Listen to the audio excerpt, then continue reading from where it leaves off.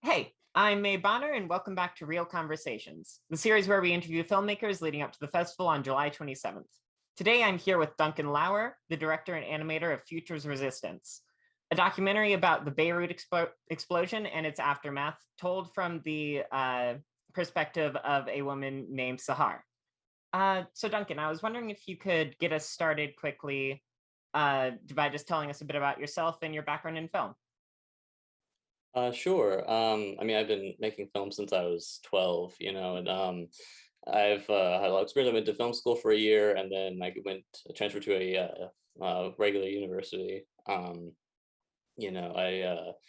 try to make a lot of films. I recently got into documentaries, starting with because of the pandemic. A lot of really good opportunities to make films myself when I didn't really have access to a lot of equipment or people or anything else. So that's what I've been doing, and I've been really enjoying it so far. All right, nice. Uh, so, how did you decide to make a film on the Beirut explosion and the events that happened afterwards? Sure. So Sahar's actually my best friend. Um, and so, I think it was just a weird, I guess, timing. Everything sort of happened. A lot of things happened in 2020 in general, right? Um, and I was going to be home that semester because this is actually a school project.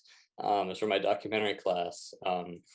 And so I had to, do it in that time. And then, but soon, close to when the semester was starting, the Beirut explosion happened. It was August 4, right? And my best friend was telling me about it. She was like, I knew everything that was going on, like as it was happening.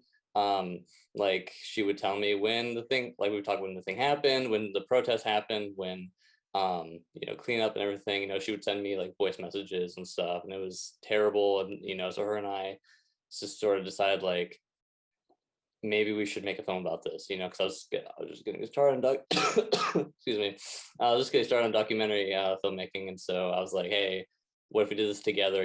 Sort of be like a collaborative like project, and yeah, and then I had support with my professor and everyone else, and so I was able to get it done, and yeah, that's that's how that happened. Cool. So, the documentary is very focused on Sahar and her experience. Was that always the plan? Or did you ever have an idea to maybe make it a bit more broader focused or what?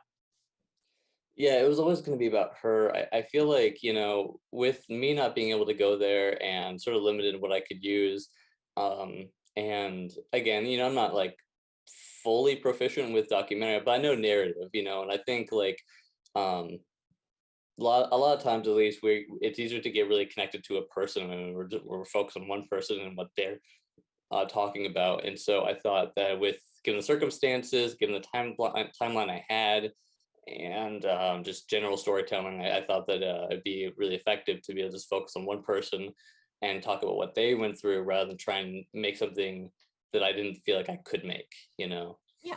And I think that worked very well. I think just focusing on that one person sort of made it a much more like connected experience, or at least in my personal opinion. Um, so the film is animated, and the entirety of the animated portions or illustrated portions are in sort of grayscale. Yeah. What pushed you towards that direction? Yeah. So there's another movie called um, Waltz with Bashir that I had watched. It was also about Lebanon, but it was about like I believe it was the Lebanese Civil War, the 1980s. And so it was also an animated movie, but it was like color, and then it transitions to live action at the end. And so I kind of wanted to sort of reference that, I guess. And but I thought that having it in grayscale would be sort of interesting. Have the sort of grayscale in the beginning and then transition to full color at the end, as well as live action. Um, but yeah, I just thought grayscale would be an interesting way to look at the whole thing, especially since again, like I'm sort of disconnected from the area, right? So I don't know. I thought that it would make sense given like the what I was doing with the film. Mhm. Yeah, and I thought that the sort of contrast between the animated and illustrated portions and that ending segment was very nice and really sort of made it very impactful when that came up. So I think that was a really good choice. Uh, Thank you. so what was the animation process itself like?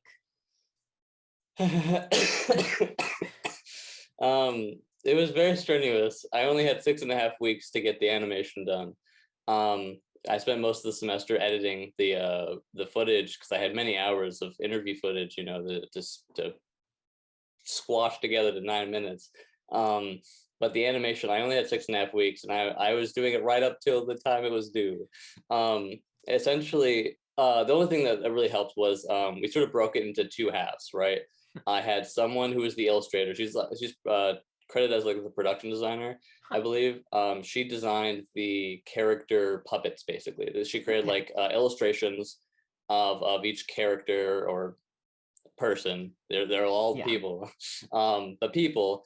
And then I would make the 3D environments and then position them in the 3D environments and do all the like camera moves and simple animations should they exist. And I had to, at first it was sort of like a little chill, like I was doing like a CGI, environment a week.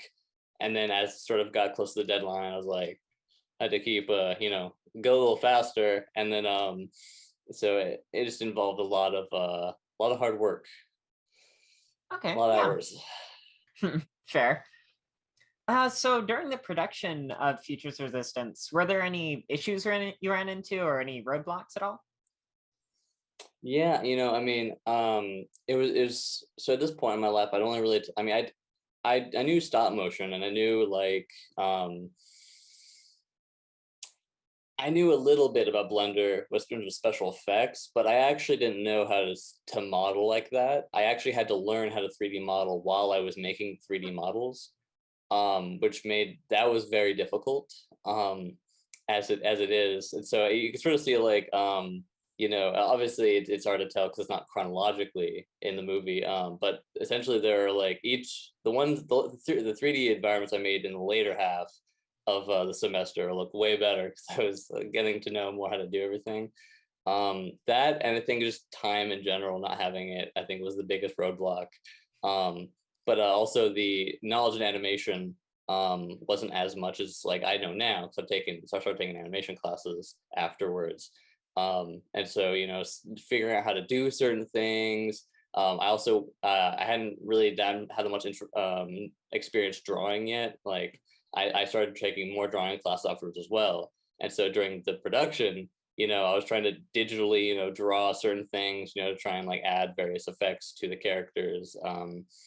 And all of that was very difficult because I didn't know what I was doing. I had to try my best, and that's that's all I could do.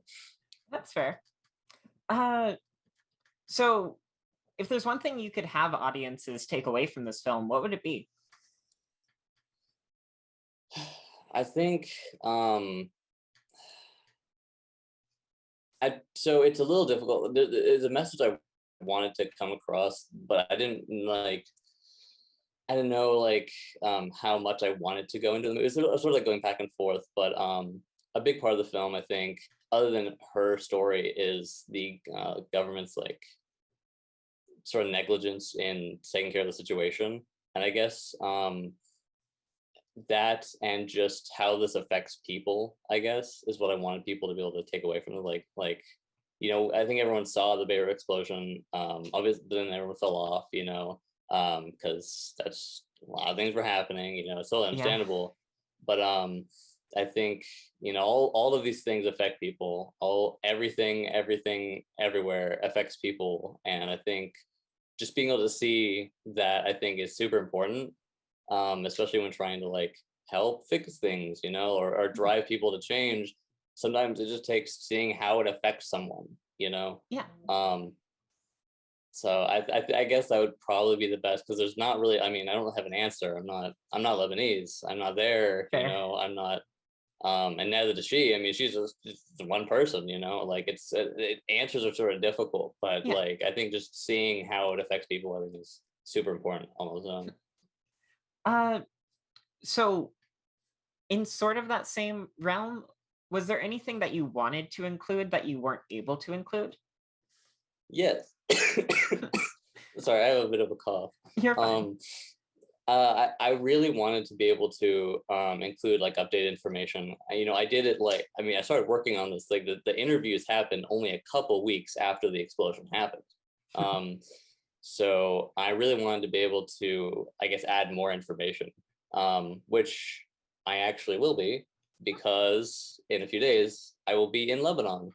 Oh, Um, Filming an update, a special edition, as I want to call it, to the film. oh, that's So great. I will actually be doing that. So that is what I want, and I will be doing. So All right, cool. Well, that's great to hear.